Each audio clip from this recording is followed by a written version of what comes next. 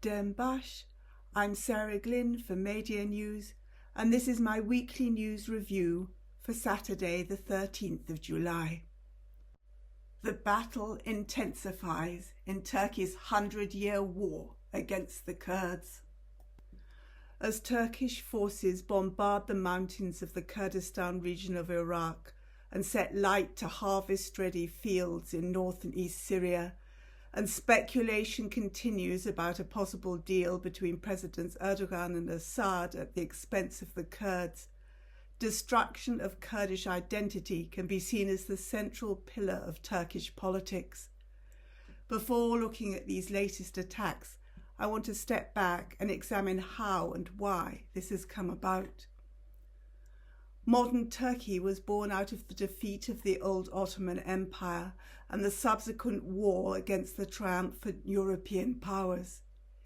It inherited the wounded pride of a former empire and a nationalist resistance to European imperialisms. The genocides of those wars are in its foundations. Anti-Christian genocides against the Armenians and Assyrians in the atmosphere of distrust and land grabbing of the First World War, and against the Greek population of Smyrna, now Izmir, at the end of the war with Greece.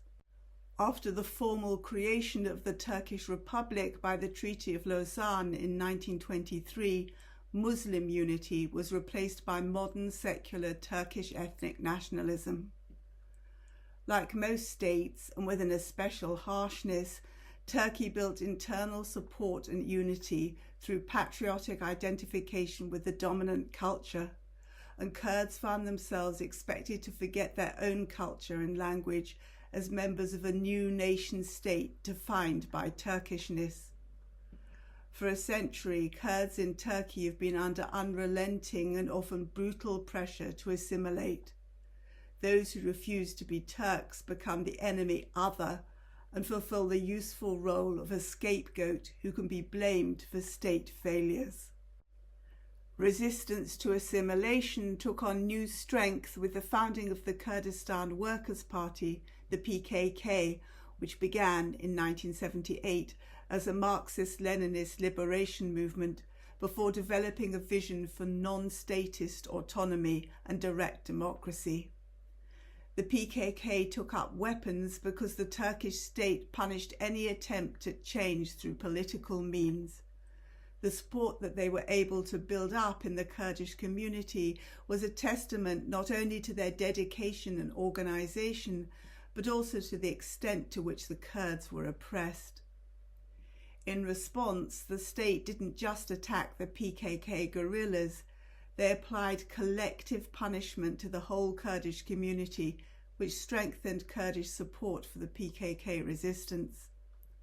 In the worst period in the 1990s, over 1,000 Kurds disappeared in extrajudicial killings, and thousands of Kurdish villages were burnt down, forcing their inhabitants to leave the Kurdish regions. Both before and after the capture and imprisonment of their leader, Abdullah Öcalan, in 1999, the PKK has tried to seek a solution through peaceful negotiation that would allow Kurds to live with dignity. Despite some openings, the Turkish state has not allowed this to happen, just as they have not allowed pro-Kurdish politicians to do their job unmolested. Talks in 2013 to 15 provided a window of hope, but after Erdogan witnessed the growing support for the pro-Kurdish People's Democratic Party within Turkey and the success of Kurdish autonomy in northern Syria, he reverted to treating the Kurds as an enemy that has to be eliminated by brute force. The extinction of the PKK and of all groups following Öcalan's ideas, and the crushing of every display of Kurdish culture has become a rallying cry for government supporters, reinforced by Erdogan's alliance with the far-right nationalist movement party, the MHP. All Turkish governments have been ethnic nationalist and anti-Kurd.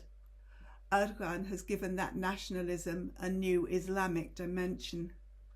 The majority of Kurds are practicing Muslims, But the Kurdish freedom movement's stand against traditional oppression, especially of women, has been used to portray them as outside the Islamic fold. When Erdogan rallies support by appealing to religion and to socially conservative family values, the Kurds become a useful other against whom the government can divert people's anger and frustration over increasingly difficult living conditions. Despite Erdogan's populist rhetoric, the majority of Turkish citizens are struggling to make ends meet, while the president and his friends enjoy conspicuous wealth. A long economic crisis in which incomes have fallen well behind inflation and people have been forced to live on credit has now been compounded by the conventional medicine of high interest rates. Distraction from economic woes has become central to government survival. National unity can be further strengthened by war against an external outsider, and the Kurds fill that role too. Ironically, the massive financial cost of Turkey's wars in Syria and Iraq are exacerbating the country's economic difficulties, increasing the government's reliance on patriotic distraction and anti-Kurdish scapegoating. In their wars against the Kurds in Iraq and in Syria, Turkey is responding to irredentist ambitions that date back to the foundation of the Turkish Republic. The National Pact, Misak-ı Milli, of 1919 to 20, claimed sovereignty over all land inhabited by a Muslim Ottoman majority, by which was included Kurds as well as Turks. Many Turkish nationalists would like to reverse the concessions agreed at Lausanne and reinstate some form of Turkish control in northern Syria and Iraq, in line with Misak-ı Milli demands. Turkish imperialist ambitions are pursued under the guise of defending Turkey against Kurdish terrorism. Foreign Minister Yaşar Güler reiterated in an interview with Politico on Monday that Turkey is, quote, fully determined to create a 30 to 40 kilometre deep security corridor along our Iraqi and Syrian borders and to completely clear the region of terrorists, end quote. Kurds provide a focus of hate through their refusal to become Turks, but the Kurdish freedom movement has also been targeted for propagating socialist ideas and an alternative to capitalism. As in so many other countries, the United States has been ready to help. America assisted in the creation of covert state organizations dedicated to disrupting any move against the establishment, and they supported the growth of far-right groups such as the Grey Wolves, who've been responsible for the deaths of many Kurds and leftists. Together with their European friends, America has supplied many of the weapons used against the Kurds. They've given Turkey political cover for their attacks by accepting Turkey's branding of the PKK as terrorists and turning a blind eye to the realities of Turkey's campaign of Kurdish extinction. The extent to which these policies have succeeded in imbuing Turkish society with xenophobic Turkish nationalism was on very public display last Sunday when Turkish football supporters filled the Berlin stadium with grey wolf hand gestures at the UEFA Cup quarter-final against the Netherlands. This has been described as the equivalent of a team's supporters making the Nazi Sieg Heil, and viewed as another example of the normalization of fascism. It followed international outcry and a two-match ban after one of the Turkish players had made the Grey Wolf sign at the team's previous match. On Sunday, the supporters' Grey Wolf signs also doubled as a middle finger to the European authorities, who had criticised this display of Turkish national chauvinism and whose criticism had prompted Erdogan to cancel other engagements and attend the match in person. Of course, Erdogan and Turkey are far from alone in exploiting ethnic nationalism or even fascism. Their populist appeal is increasingly evident across the world. Rather than make changes that would allow everyone to benefit from a more equal society, elites have always resorted to promoting patriotism and prejudice and the well-worn tactic of divide and rule. The crisis of capitalism and the success with which America has extinguished every flicker of a socialist alternative have resulted in governments relying increasingly on authoritarianism and right-wing populism to control restive and unhappy populations. The Turkish example is brutal, but it doesn't elicit much international response because governments are driven by interests, not ethics, and other governments also follow similar practices, if not always to such a cruel extent. As we can see in the response to the vote for the Nouveau Front Populaire here in France, what really gets elites worried is any sort of left group getting within a whiff of power. But to return to where I began, in Iraq. Since mid-June, and especially since early this month, the Kurdistan region of Iraq has come under unprecedented attack from the Turkish military, who, in the words of a PKK commander speaking to Al Monitor, are using every weapon in their arsenal. Hundreds of armed vehicles and thousands of soldiers have been brought into the region. Last Sunday, the Community Peacemaker Team's NGO reported that the Turkish army was occupying a further strip of land that extended 15 kilometers from the Turkish border and had set up 7 new military bases, making a total of 71. They displaced villagers from at least 162 villages, and their bombardments had burnt 2,000 hectares of agricultural land. This has been made possible by the active assistance of the Kurdistan Democratic Party, the KDP, which controls the northern part of the Kurdistan region of Iraq. The Barzani family, who dominate the KDP, have always acted ruthlessly in their own interests, and in recent years they've decided that this means acting in complicity with the Turkish state. The assistance of KDP Peshmerga has become increasingly important, and there is now no attempt to hide their involvement. Can Acun of Turkey's pro-government think tank SETA told TRT News, "At the moment, while the Turkish army is advancing, we see that the Peshmerga are giving us more logistical support." And he spoke of the KDP evacuating villages. The PKK's Duran Kalkan, who describes Turkey's operation as de facto annexation, has highlighted that Turkey has been able to maneuver easily through roads that are under Iraqi and KDP control. Turkey's aim is to cut off and isolate the PKK guerrillas in different pockets, but the PKK are putting up a fierce defence, including counterattacks on Turkish positions. They claim to have shot down a Turkish helicopter on Wednesday and have also brought down Turkish drones, and they now have some drones of their own. Ahmed Diçler observes that the fighting is expected to go on for months. Diçler also compares the village evacuations to the clearances in North Kurdistan, southeast Turkey, in the 1990s. Local people have been describing the loss of their homes and livelihoods. One elderly man observed, "I've lost 10 members of my family. Don't I have the right to cry?"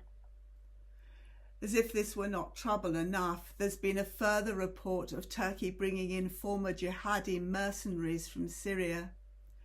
Sepi Media has published the names and photographs of over 400 former members of ISIS who've been trained by Turkey and are expected to be deployed to fight Turkey's war in Iraq. At the same time, a presumed Turkish attack on the Yazidi area of Şengal has destroyed a car carrying journalists, wounding 4 people, one of them fatally. It is widely believed that Turkey's invasion was facilitated by Erdogan's discussions with Iraq and the KDP when he visited Baghdad in April. Certainly the Iraqi government, which can actually do very little, was initially silent in the face of this major breach of Iraqi sovereignty. But on Wednesday, the Iraqi news agency reported that Iraq's National Security Council, chaired by the Prime Minister, had affirmed their rejection of the Turkish incursion and the need for Turkey to adhere to the principles of good neighbourliness and diplomatically engage with the Iraqi government for any security-related matters. A government delegation has been dispatched to the Kurdistan region. In America, a government spokesperson has reiterated that the US urged Turkey to coordinate with the Iraqi government and the Kurdistan region of Iraq to protect civilians, but he evaded further questions. Perhaps the Newsweek op-ed by the wife of Iraq's Prime Minister can make Americans take a bit more notice. By convention, Iraq's Prime Minister is a member of Iraq's other Kurdish party, the Patriotic Union of Kurdistan, or PUK. This week has seen widely divergent speculation over a possible reconciliation between Turkey and Syria.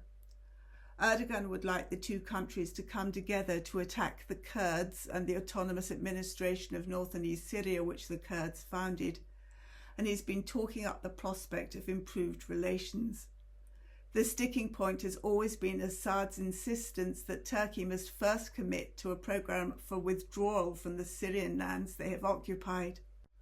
On Monday, Ibrahim Hamidi, editor-in-chief of Al-Majalla, confidently asserted that Assad had dropped this precondition and that the two countries were in secret talks planning a joint attack against the autonomous administration's Syrian Democratic Forces, the SDF. Others remained more sceptical, and Syria's pro-government Al-Watan noted that Erdogan's statements have avoided mention of Turkey's occupation. He's ignored Syrian demands for Turkey to announce plans for withdrawal and also demands that Turkey be explicit when talking about terrorist groups.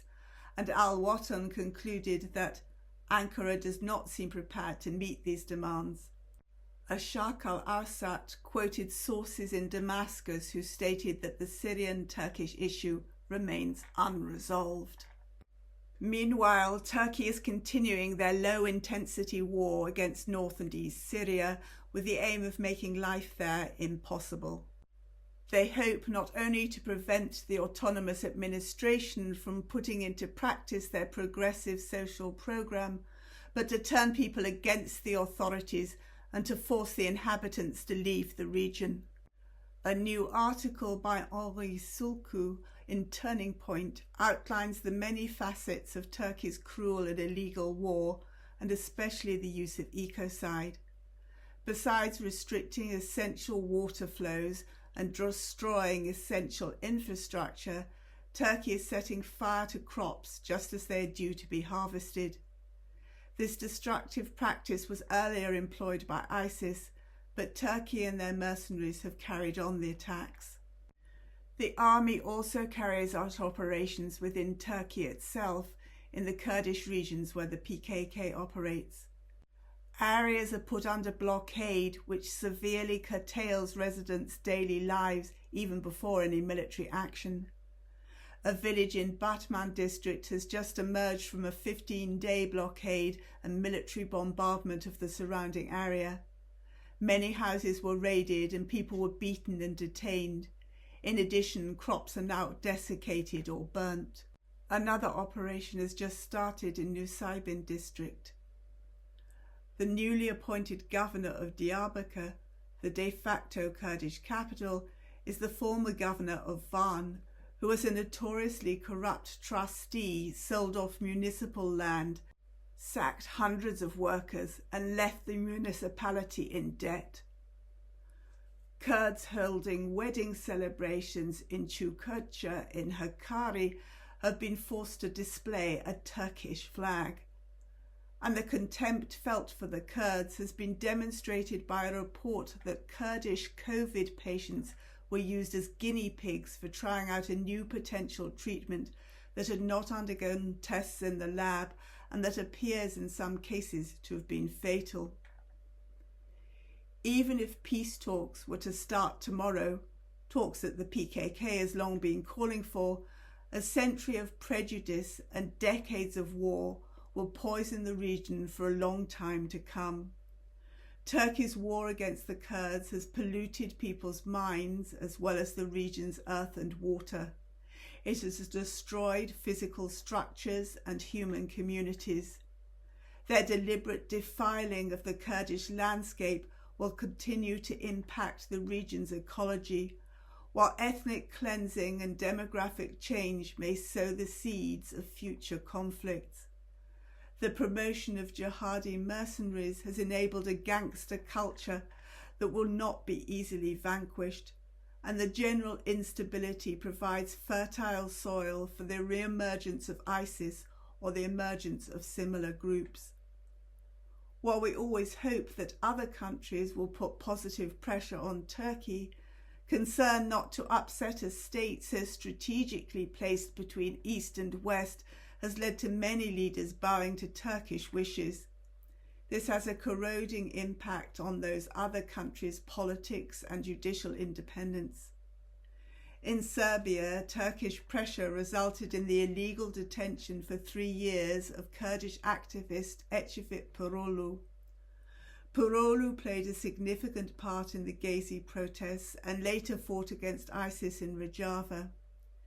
In June 2021, he flew to Serbia and asked for asylum, but instead he was arrested in response to an Interpol red notice issued by Turkey.